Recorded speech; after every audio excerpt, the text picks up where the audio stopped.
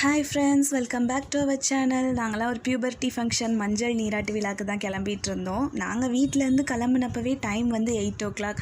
நம்ம ரொம்ப லேட்டாக போகிறோம், ஆல்ரெடி ஃபங்க்ஷன் போயிட்டுருக்கோம் அப்படின்னு பேசிகிட்டே தான் நாங்கள் உள்ளே என்ட்ரானோம். பட் அங்கே போய் பார்த்தா ஸ்டேஜே காலியாக இருந்தது. ஸோ பொண்ணே வந்து இன்னும் வரல. சரி, ஓகே, நம்ம கரெக்ட் டைமுக்கு தான் வந்திருக்கோம். 7 o'clock வர மாதிரி பிளான் பண்ணியிருந்தோம். நல்ல வேலை, ஓகே, நம்ம கரெக்ட் டைமுக்கு வந்துட்டோம். ஸோ பேசிகிட்டே இருந்த கேப்பில் பொண்ணும் வந்தாச்சு. ஸோ ஃபங்க்ஷன் வந்து ஸ்டார்ட் பண்ணிட்டாங்க. அதுக்கப்புறம் சாப்பிட போகலாம் அப்படின்னு பிளான் பண்ணால் மேலே வந்து ரொம்ப ரஷ்ஷாக இருக்குதுன்னு சொல்லி இன்ஃபர்மேஷன் வந்தது. சரி, நம்ம கொஞ்சம் நேரம் வெயிட் பண்ணிவிட்டு போகலாம் அப்படின்னு பார்த்துட்டு இருந்தோம். ஸோ அதுக்குள்ளே குட்டீஸ்க்கெல்லாம் பசி எடுத்துக்கிச்சு போல்.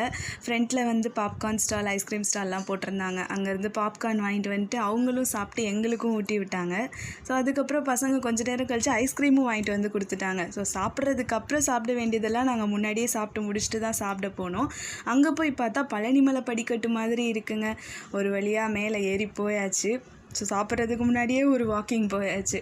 சரி, போய் டைனிங் ஹால் எப்படியோ ரீச் பண்ணியாச்சு. அங்கே போய் பார்த்தா செம ரஷ்ஷு.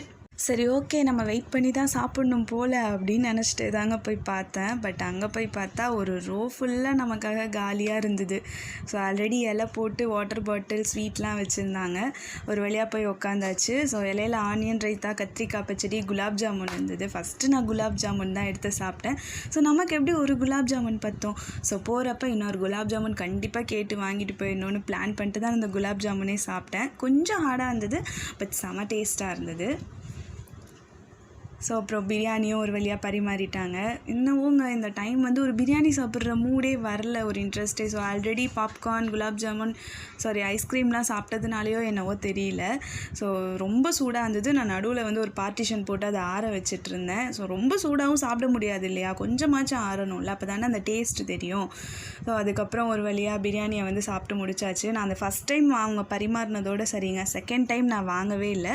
ஸோ பிளான் பண்ண மாதிரி குலாப் ஜாமுனை கேட்டு வாங்கிட்டு தான் நான் கீழேயே இறங்கினேன். ஒருவேளை சாப்பிட்டதெல்லாம் டைஜஷன் ஆகணுங்கிறதுக்காக இந்த மாதிரி ஸ்டெப்ஸ் பிளான் பண்ணி கட்டினாங்களோ என்னவோ, எனக்கு அப்படி தான் தோணுச்சு. ஸோ அதுக்கப்புறம் கொஞ்சம் நேரம் வந்து நாங்கள் போய் ஹாலில் போய் உட்காந்து பேசிட்டு தான் நாங்கள் கிளம்புனோம். ஆட்டோவும் வந்து புக் பண்ணியாச்சு. ஸோ பேசிக்கிட்டே ரைட் சைட் பார்த்தா அந்த சைடு ஃபுல்லாக சேர் காலி, லெஃப்ட் சைட்லேயும் ஃபுல்லாக சேர் காலி. நாங்கள் மட்டும்தான் சென்ட்ரலில் உட்காந்து சிரித்து பேசிகிட்டு இருந்தோம். அதுக்கப்புறம் ஆட்டோவும் வந்துடுச்சு. ஸோ கொஞ்சம் நேரம் ஆட்டோ வெயிட் பண்ண வச்சு ஒரு கிளிக் எடுத்துகிட்டு தாங்க போனோம், ஃபோட்டோ எடுக்காமல் எப்படி. ஸோ அதுக்கப்புறம் ஆட்டோவில் ஏறி வீட்டுக்கு நாங்கள் போய் ரீச் ஆகும்போது டைம் வந்து 10 o'clock ஆகிடுச்சு. நாங்கள் 8 o'clock தான் கிளம்புனோம் இல்லையா.